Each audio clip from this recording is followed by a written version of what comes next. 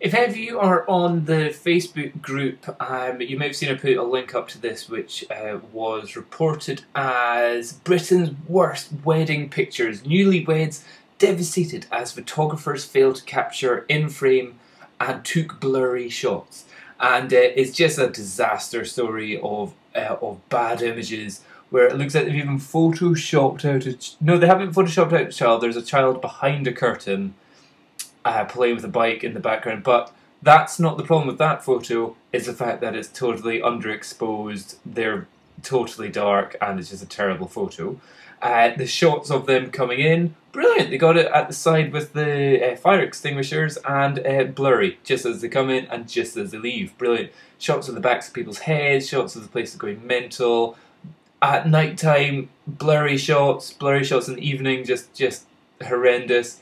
And cutting the cake shots. It's just a horrible story of terrible photos. So have a little look at that to get an example of what is bad wedding photography. And it's saying it's Westgate Photography, who are now bankrupt and on the dole, which is a bit of an interesting one. What I would say is that it seems like a case of they were charged £750, which I think is way too much for the quality of the images that they got. I think this should have been a freebie. Anyway, seemingly the Westgate Photography tried to give them back their money, but because they went bankrupt, because of so many complaints, that they weren't able to refund them the full amount of money, which is a bit of a, whew, ouch, that's going to hurt.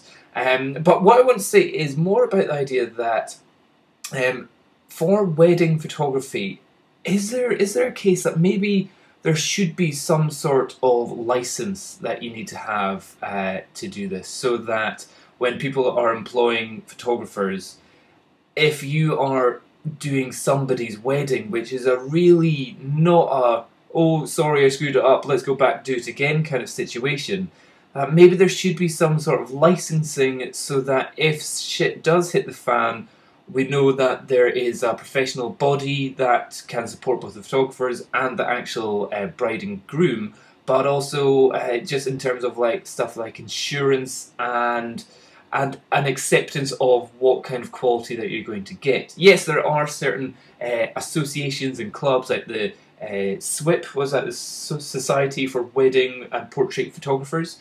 There's things like that, but they're just societies. Those are just things to join. They're not necessarily legal and binding and licensed. And I just wonder if maybe with the amount of disaster stories that you hear, and with them being so difficult to, like, these aren't ones which you could Photoshop better. Well, okay, you can Photoshop that guy's head out maybe, but that shot you ain't going to get anything from. These blurry shots you ain't going to get anything from. And you just wonder if, like, maybe if there's some sort of licensing so that you know that the photographers have got a certain level of equipment, that they have a level of backup, so that they've got to have at least another camera body to back up if the main one goes down. So I think that's one of the things that they said here, is that the photographers actually said, yeah, one of our cameras broke, and we had to do it some other way. I think they had to do it with their iPhone. The downside of this is potentially it would mean that wedding photography costs more. However, wedding photography does cost more. If you think about it, like here they're saying £750, which generally for a wedding isn't that much at all, especially if you're going for photos and an album. Depending, of course, if you're just having a small wedding for a short amount of time, you could just be having the photographers there for maybe 4 or 5 hours. But if you're having them for a full day, from getting ready to the final, or to like the first dances, then that is a full kind of 10-hour shift, which could like easily be charging £1,000 for a day's worth of work there. And on top of that, you could be having the editing cost, which is about another day's work, and then you've got the album creation and delivery, which could be another £1,000. So you could easily be rocking around about £3,000 for wedding photos. So when they're saying they got it for 750, I wonder if that should have been raising flags. 750 if it's a mate, absolutely. If it's a friend, not a problem. But if you're doing it as a professional service, I'd be surprised if £750 could really cover your major outlays of designing the album, the amount of time that you'd be doing it, the travel, the insurance, the actual gear costs, all that kind of stuff. I think you'd probably be walking away with only about 50 quid with that kind of level. And again, what I'm saying is, this is if you're doing it professionally, which is what these people were doing.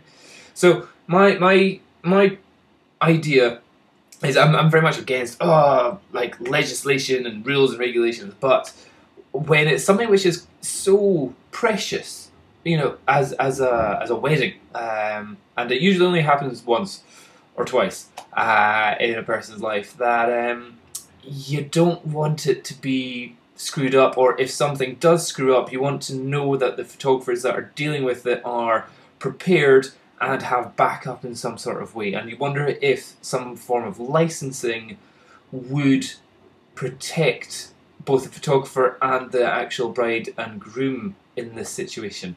I don't quite know how it would work, or what the kind of small things about it would be.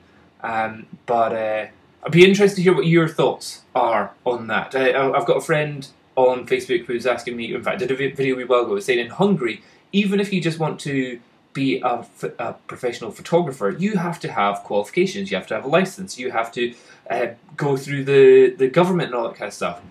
Here, if you want to be a professional photographer, you buy a camera, you start going on like a website saying, I'm a photographer, employ me. That's it. There's no... It's like, if you want to be a taxi driver, you have to be licensed. If you want to be a professional photographer, you just have to take some photos and have people pay for you. Which is fine if all you're doing is like a couple of modelling shots, a couple of head shots, a couple of like location shots, a couple of band shots, stuff like that. But for wedding photos, I think that's a special area. But let me know what you think. Cheers. Bye-bye.